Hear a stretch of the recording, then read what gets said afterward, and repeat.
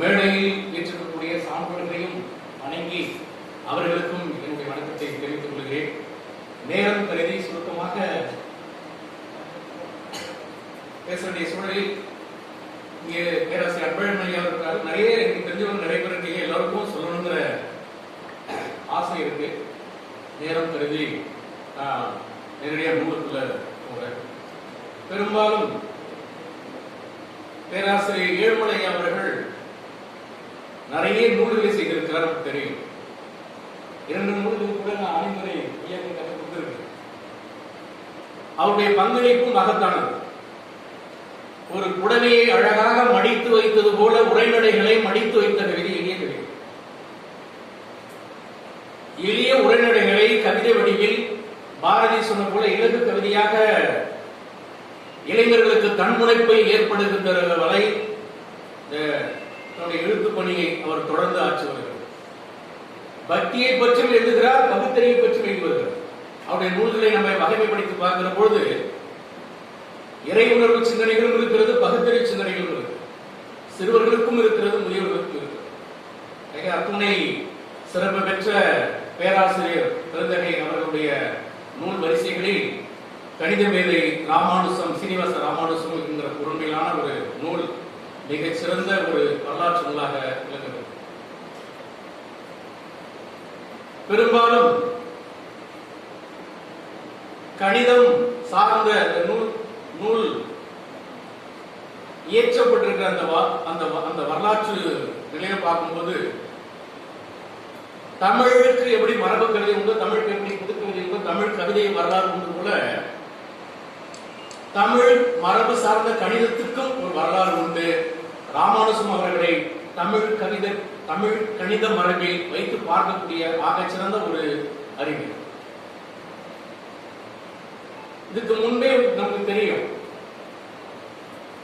கணிய பூங்குன்றனார் என்று ஒரு இருந்தார், கனி மேதாவியார் என்று ஒரு இருந்திருக்கிறார்.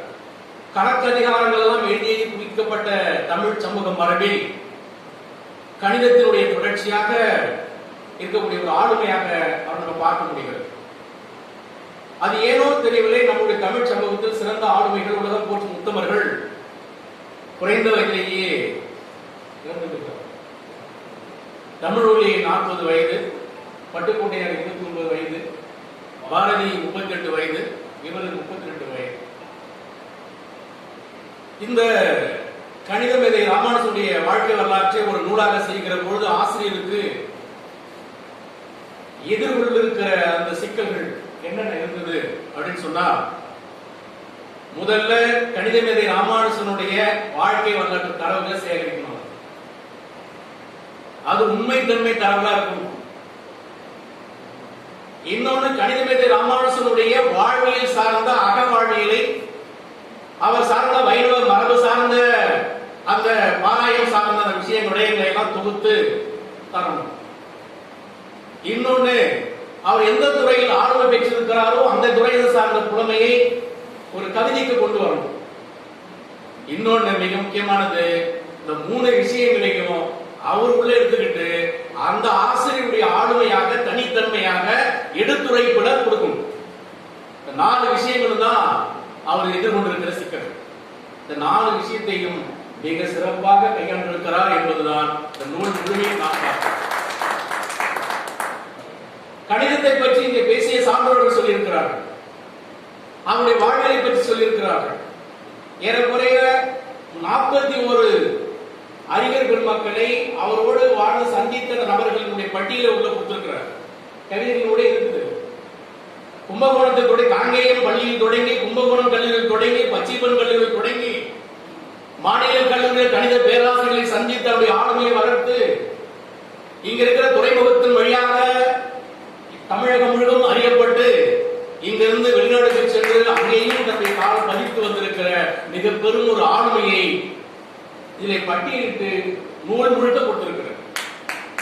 ரொம்ப ஆச்சரியமா இருக்கு நமக்கு. அந்த கணித பச்சைப்பன் கல்லூரி வரலாறு எழுதுகிறவர்கள் அது அன்றைய காலத்தில் 1906-7 இருந்த பேராசிரியர் யார், கல்லூரி முதல்வர் யார், தமிழ் கணிதத்துறையின் தலைவர் யார் என்ற செய்தி இருக்கிறது. அதே கால சூழலில் மாநில கல்லூரியில் கணித பேராசிரியராக யார் இருந்திருக்கிறார்கள் என்று எங்களுக்கான தரவுகள் இருக்கிறது. ஏன்னா யார் யார் பணி செய்தார்கள் என்ற தரவுகள் கிடைக்காமல் தேடிக் கொண்டிருக்கிறோம்.